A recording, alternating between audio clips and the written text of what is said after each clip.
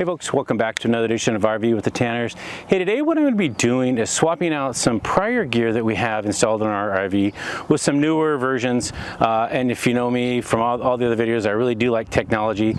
So what we have currently is just a smart, it's a dumb handlebar up here on our screen so you can pull it shut. What I've done now is I have one from RVLock that's actually intelligent. It has two handles. One's kind of raised away from the screen so you get a good grasp on this, but it also has the ability to lock and unlock the RV door lock from the screen. So I could just do it from here. If I'm outside, I can hit it and lock it. Or if you're inside, it's easy to lock it as well. Just walk by and hit the lock button. So I'm excited about changing that over from just a standard screen door pull handle to one for a little bit of intelligence. The next thing we're going to do is change out our current RVLock with more of an intelligent one. So this is RVLock the Trek series, and it has new features, new technology built into it that I thought was a good way to install back onto our RV and showcase this to you folks and let you actually see what makes some of the differences. Multiple keys, you can go from, I think it's 3 to 8, maybe even 2 to 8 keys to unlock. And once you hit that last number, it just unlocks automatically. You don't have to hit the lock or unlock button. When you're leaving, you just hit the lock button. You don't have to enter your code first, so that's nice. The nice thing about this one also is it allows you to recharge it. You don't use standard batteries like I think they were AA's before you take them in and out. This has a rechargeable lithium ion battery inside, which allows me to use a USB cable to recharge this every 6 months is their estimated time. Now if you forget, let's say you put your RV in storage and you have your keys inside the RV and you lock yourself out, and then you go away for 2 or 3 months while your RV is in storage, and then you come back and the battery is dead. So you're like, oh my gosh, how am I going to get in now? They actually built in an emergency power charging on the outside here. So you would remove this little grommet. I'll give you a close-up in a minute, maybe pop it up in the corner, but you can charge it from the outside. So you take the grommet off, put the USB cable in, let it charge for 5-10 minutes, and then the RVLock will come back alive, and then you can get back inside. So I think that's a pretty good technology, thinking outside the box, like kind of what-if situations from RVLock if you were to get a system that powers down and you don't have access to your keys. So congratulations, RVLock. I think you've done a nice job of that. Now, this one is heavy. This is a stout device. I can't wait to kind of get it apart here and get it installed. But what I want to do first is show you what comes in the box, what are the accessories, and then we'll take this apart and we'll go through the installation. All right, so here's what comes in the accessories. You get an installation manual, you get 2 keys, and 2 remotes. The remotes have been changed since the last version, and this is what it looked like before. And now they're more of this rubberized version, which I think is pretty cool. You get an Allen key, a couple of screws, some of the nuts in order to go into the lock itself, the USB cable in order to charge it either in the back or the front, like I explained earlier. And then you get 3 striker plates. One's for the lock itself and then 2 for the door. They give you 2 different sizes depending on how your RV is configured. So you have, that's nice that they include both of those. And then if you're into stickers, they give you 2 stickers as well. All right, so let's go outside and take the old lock off, and then we're gonna install the new lock. So I kind of wanted to give you an idea of what the old lock looks like. It has this more of a rounded version at the end, the lock and the lock on the inside, deadbolt, and then just standard lock. And then on the inside, the pull handle would come out like this in order to open and shut the door, your deadbolt, and then you turn it on and off here. And this is where the batteries were located before. Like I said, now you no longer have to do that. You charge it with a USB cable.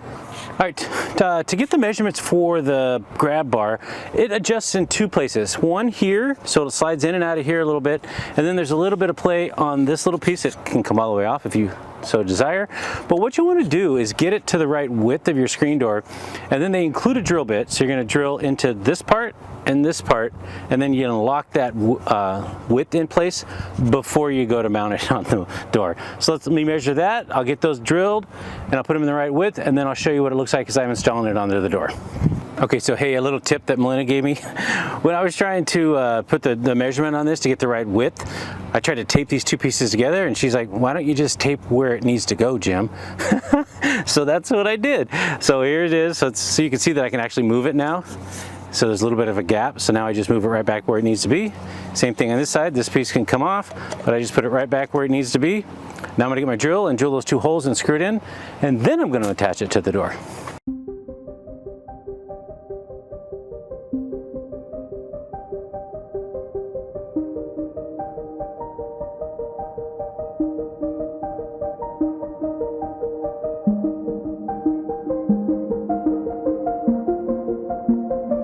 All right, so the handle's installed. It's working fantastic. I have not synced it because I haven't put the new lock in yet.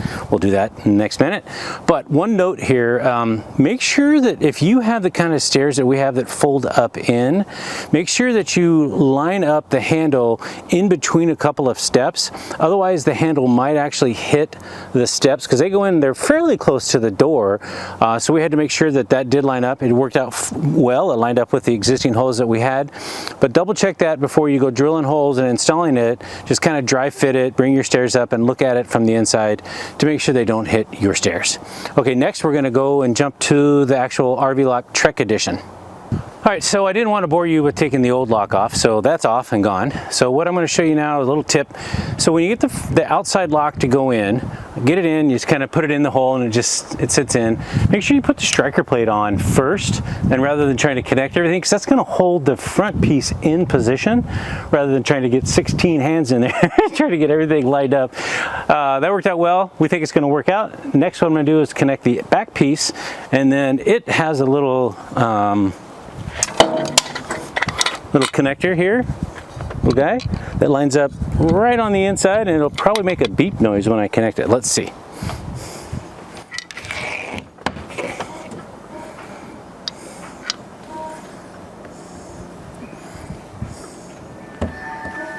Welcome to RVLock. It said, welcome to RVLock. That's pretty cool. All right, let me get this screwed in and I'll show you how it looks.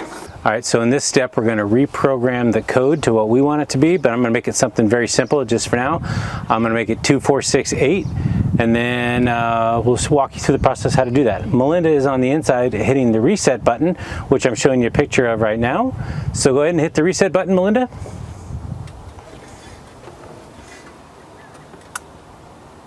Enter new code, then press lock. So it tells me to enter the new code. Enter new code, then press lock. New code accepted.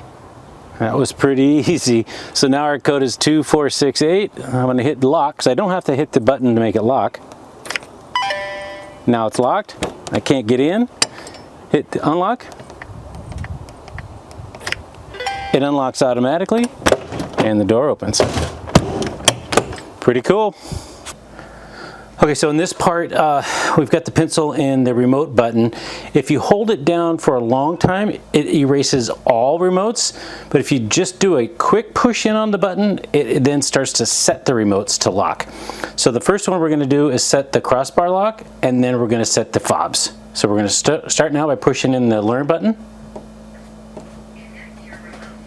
And then we hit the lock. And if you could hear that outside, it says remote connected.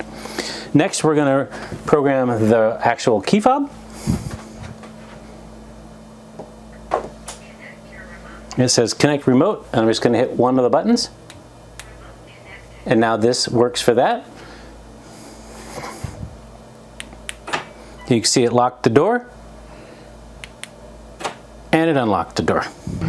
Hey folks, that about wraps up this video. So today we covered two things. We installed the new RVLock crossbar, the intelligent one that has the ability to lock and unlock the door from the screen door grab handle. That also works really well when the screen door is attached to the main door. It feels very solid when we're pulling that door shut.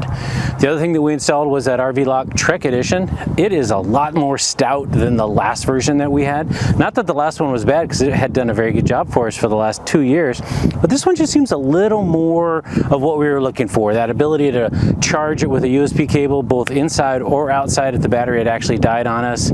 So that's going to provide us many, many years of good use out of this new RVLock Trek Edition. If you have any questions, please put them below. I'll try to get back to you as soon as possible, and I look forward to making another video for you in the future. Thanks. Bye folks.